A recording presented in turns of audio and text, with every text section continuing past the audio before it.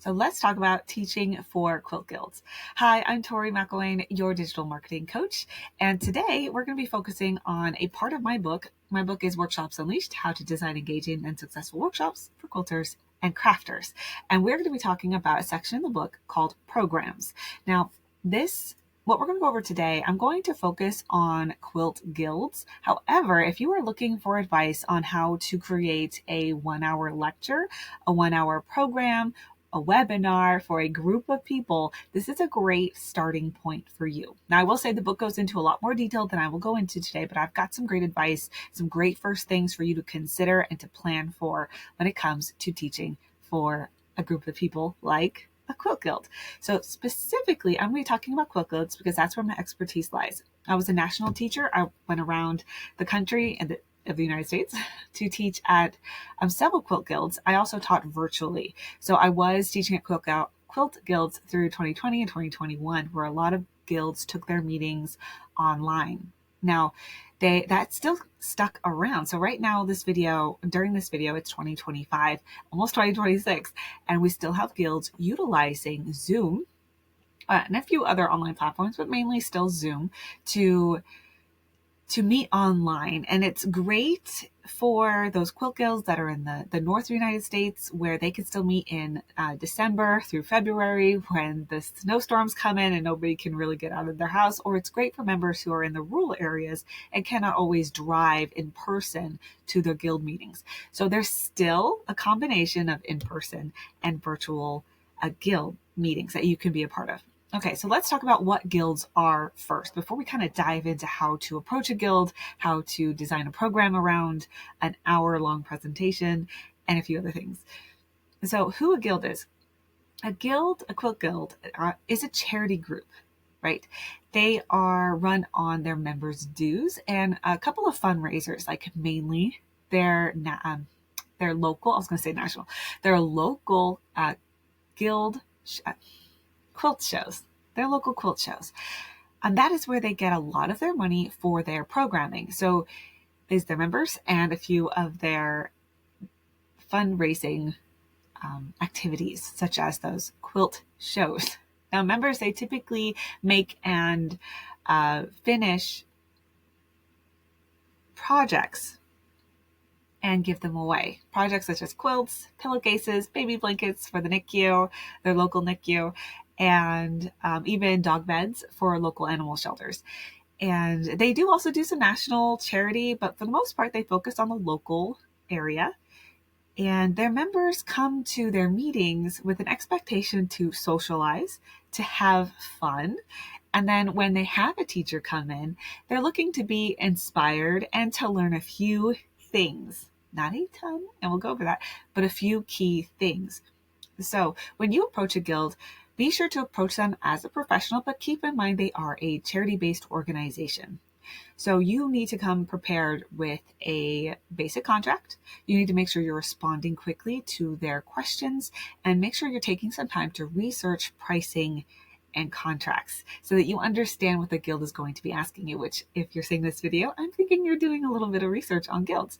So it's a great place to start. Now, another place you can go to is called the Global Quilt Connection, and they have an amazing library of teachers, and many of those teachers have their pricing and their contracts up on their website. So you can do not copy them, but you can get a great idea of what they are offering, what kind of contract you're looking at, and can design your own. Now, I'm not a lawyer. I cannot give you legal advice. If you are looking for an ironclad, a really great contract, you want to contact a lawyer to go over a contract with you for a quilt guild.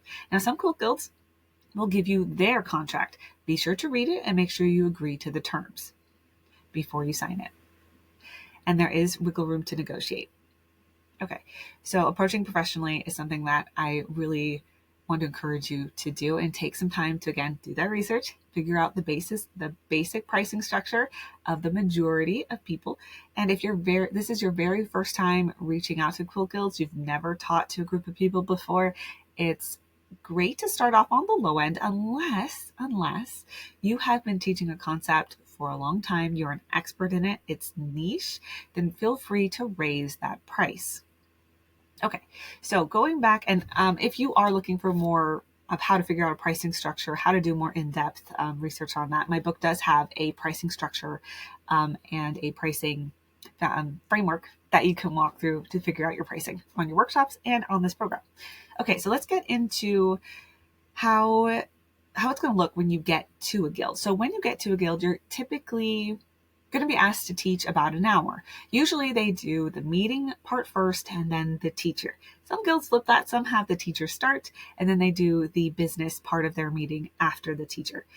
I preferably like to teach first and then have the business part. That way they have time to kind of eye what you're also going to have, which is a merch table. So they give you a table to set up your patterns, any books you might have, any workshop information that you want to share. I might typically have a QR code there for any online stuff. So if I want them to join my email list and get a freebie, I'll have that QR code up. I'll also have a paper sign-up sheet for my emailed newsletter. That way I can, those that are interested in learning more from me or wanting to know more about what I offer, they can get on my email list the best way they feel comfortable, whether that's writing in their email or jumping online. Okay. Now we are talking about an hour. So when you're coming in for a program, for a lecture, they're giving you about an hour. Some are like 45 minutes. Some I've been asked to do an hour and a half that are a little more towards a workshop than just a program.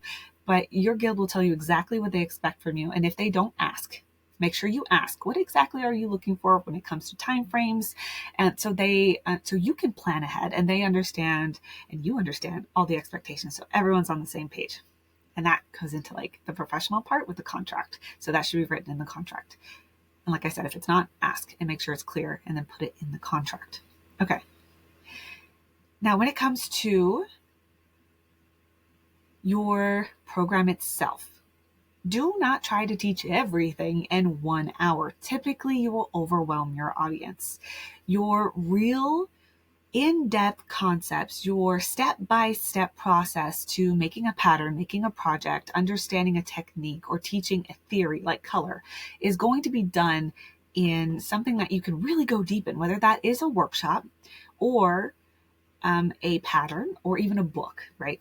So don't try to teach everything. What I would suggest is to show up with, of course, value first. We're not there to sell all of our stuff. We are a business. We will be marketing a little bit of what we sell throughout the presentation and a little bit at the end, but we don't want to overwhelm with selling because, like I said, their members are there to have fun, to learn, to be inspired, and to socialize. And so we're not there to sell. We're there to give value first. So pick at least two, up to probably 5. So 2 to 5, 3 to 5 teaching points to really illustrate with what you're presenting. So usually we're illustrating with our quilts or our projects. And so pick like 2 or 3 teaching points that make sense together, right?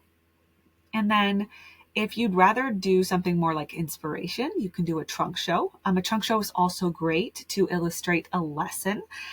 So something that you've learned over your journey of quilting or how you went from beginner to professional and what lessons to, 3 to 5 lessons that you learn from going from beginner to professional. Those are great ways to start a lecture and build a lecture around, whether that is a trunk show version where you're just pulling out all of the maybe not all of the quilts, but between 9 to 12 quilts that you have made or up on a slideshow, 9 to 12 quilts, and that show your progress through this particular technique you want to talk about, whether it is a pattern or even developing patterns or teaching a concept.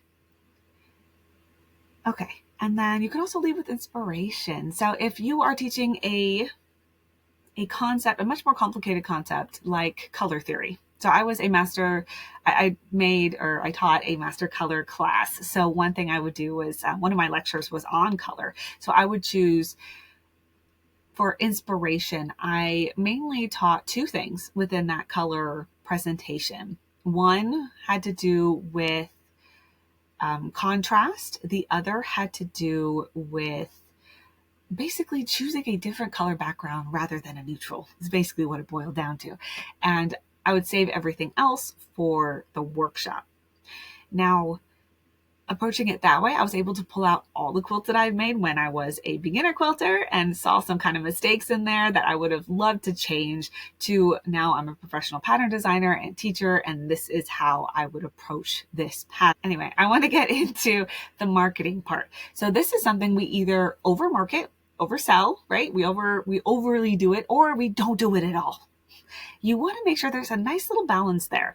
We're doing about 15% marketing, maybe 20% marketing of the entire presentation. And we want to do it like sprinkled in. So you can save the bulk of your marketing, the bulk of this is where, this is what I do and what I do as a business. And during the teaching inspiration trunk show, you can start sharing what it is you teach in a more subtle way. And it's mostly to keep it subtle to help them focus on what you're teaching, right? We don't want to we're leading with value. So what I would do is during my shows, I would be teaching a concept. So usually I taught, my top ones were a trunk show where I talked about when I started quilting to where I ended up and how I love to teach others how to grow their skills. The other one was movement in quilting. So I had four concepts in there, or 4 teaching points that I would illustrate with quilts, and then my color confidence, which I already talked about. And so what I would do was share a quilt, and then I would say, this is my pattern.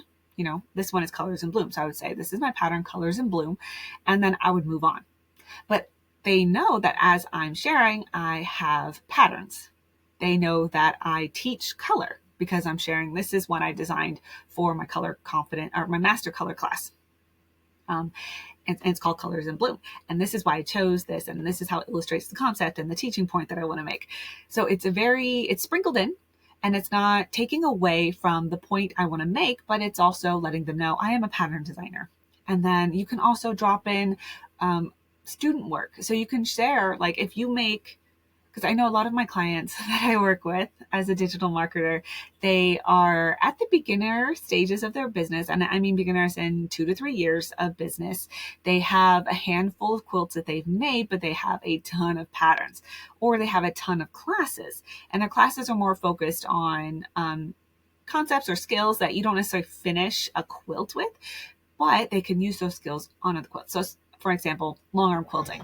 They'll learn how to free motion quilt during certain designs. And then their students tend to send pictures back of, look what I did on this quilt. I used the technique you taught me, or the motif you taught me. So she can use, with permission, those pictures and share, my students in this course, they chose to do this because of this, and then keep going on and why you chose that for the teaching point that you're making. And that way you are also sprinkling in that not only do your students have success, but you have students, you have workshops. That way at the end, when you say, I do teach this concept, I do have patterns where you can make these projects too. And they're like, okay, so I knew she mentioned it before, I'm ready for it, and now I want to learn more. Now, those that are not interested in learning more, this helps because they're not overwhelmed with your selling. They feel like they got something inspirational or a good tip or two throughout your presentation without, again, feeling like they're overwhelmed with your selling. Then at the end, feel free to tell them what you do. So I am a pattern designer. I am a long arm teacher. I teach, the basics of quilting. This is what I do. And this is where you can learn more with me. And then I would choose at the very end of your presentation, 2 places for them to follow you. 1, pick a social media, and 2, pick something to do with your email list, whether that is a lead magnet that you want them to grab, or if they just want to join your list. You can just say, the best way to stay in touch with me, to go deeper with me, to learn more about what I offer is to join my email list. And then gesture to your merch table and be like, hey, everything I offer is on this merch table. Come talk to me. I'd love to talk more about it. So that is how I would approach a program. So just to recap, because I feel like I could talk about this forever. I've probably gone on a few tangents, but I would, 1, make sure you're approaching them as a professional, and you will get a merch table. So make sure you are preparing for that in the back of your mind, like what you need to bring and stuff. So approach them as a professional. You want to lead with value with 2 to 5 teaching points or an overall lesson learned. But keep in mind that the true learning will be in a follow-up workshop or a pattern. And lastly, sprinkle in your marketing. Do not overwhelm them, but do market at the very end. Let them know what you do have available to help them go deeper with whatever you taught and whatever else you offer, because they will want to know. And it's so exciting to see other quilters and what they're able to do. So I hope that you enjoyed this video. I hope it was very helpful for you to get started on your Quilt Guild presentation. Like I said, if you want a more structured framework, if you want more information on everything to do with teaching workshops as a quilter or a crafter, I do have my book, Workshops Unleashed, How to Design Engaging and Successful Workshops for Quilters and Crafters. I am currently in a challenge to sell 100 copies of my book by the end of 2025. I have so far sold 14, so I don't know if I'll hit 100 at this current recording. It is November 14th. It's the middle of November. I don't know if I'll make it, but I'm sure having a lot of fun sharing more about my book and helping you guys develop your workshops, your classes, your courses. If you like this, go ahead and like and subscribe and send this video to someone you would love to see present at a Quilt Guild.